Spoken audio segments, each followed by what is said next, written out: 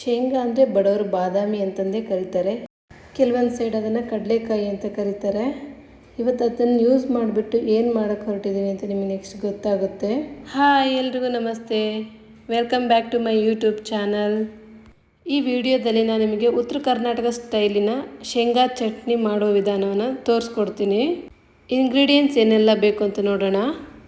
1/2 kg groundnut ತೊಗೊಂಡಿದ್ದೀನಿ, ಮತ್ತು red chilli 2 spoon, ಮತ್ತು ಸ್ವಲ್ಪ ಜಾಗ್ರಿ, ಇದು ಡಿಪೆಂಡ್ಸ್ ನಮಗೆ ಎಷ್ಟು ಬೇಕು ಅಂತ, ಕರಿಬೇವು, ಮತ್ತು ಬೆಳ್ಳುಳ್ಳಿ ಒಂದು 5ರಿಂದ 6 ತೊಗೊಂಡಿದ್ದೀನಿ, ಮತ್ತು ಉಪ್ಪು ನಮಗೆ ಎಷ್ಟು ಬೇಕೋ ಅಷ್ಟು ಪ್ರಮಾಣದಲ್ಲಿ ಹಾಕ್ಕೋಬೋದು.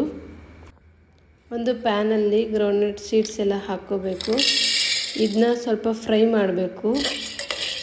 ಯಾವುದೇ ಆಯಿಲ್ ಯೂಸ್ ಮಾಡಬಾರ್ದು, ಡ್ರೈಯಾಗಿ ಇದನ್ನ ಫ್ರೈ ಮಾಡಬೇಕು. ಖಂಡಿತವಾಗಲೂ ಈ ವಿಧಾನ ನಿಮಗೆ ಇಷ್ಟ ಆಗುತ್ತೆ.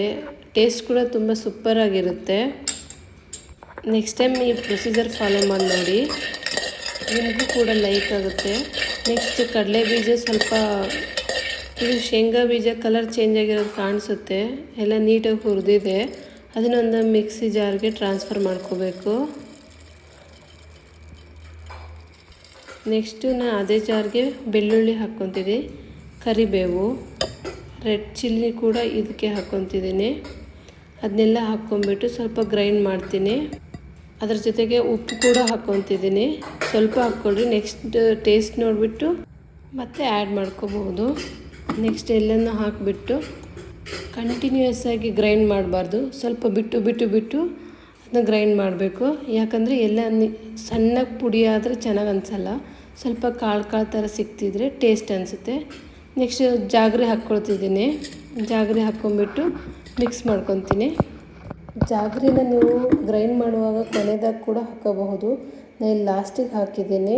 ಸೊ ಒಂದು ಬೌಲಲ್ಲಿ ಹಾಕ್ಕೊಂಬಿಟ್ಟು ನೀಟಾಗಿ ಮಿಕ್ಸ್ ಮಾಡ್ಕೋಬೇಕು ಅದನ್ನ, ಇಲ್ಲಾಂದರೆ ಒಂದು ಸೈಡ್ ಸ್ವೀಟ್ ಸಿಗುತ್ತೆ. ನನಗೆ ಇನ್ನೂ ಸ್ವಲ್ಪ ಖಾರ ಬೇಕು ಅನ್ನಿಸ್ತು, ಸೊ ಆ ರೀಸನ್ಗೆ ಇನ್ನೂ 2 ಸ್ಪೂನ್ ರೆಡ್ ಚಿಲ್ಲಿ ಪೌಡರ್ ಹಾಕ್ಕೊಂಡೆ. ಇದು ಸಣ್ಣಗೆ ಪುಡಿಯಾಗಿರೋ ಕಾರಣಕ್ಕೆ ಇನ್ನೊಂದು ಸ್ವಲ್ಪ ಶೇಂಗಾನ ಹುರಿದಿರೋದನ್ನ ರುಬ್ಕೊಂಬಿಟ್ಟು ಆ್ಯಡ್ ಮಾಡಿಕೊಂಡೆ, ಸ್ವಲ್ಪ ಕ್ರಿಸ್ಪಿ ಇರಲಿ ಅಂತ ಅನ್ನೋ ರೀಸನ್ಗೆ. ಇಷ್ಟು ಮಾಡಿಬಿಟ್ರೆ ಚಟ್ನಿ ರೆಡಿ ಆಗುತ್ತೆ. ಸಖತ್ ಟೇಸ್ಟಿಯಾಗಿರುತ್ತೆ, ಸ್ಪೈಸಿಯಾಗಿರುತ್ತೆ. ನೀವು ಕೂಡ ಟ್ರೈ ಮಾಡಿ.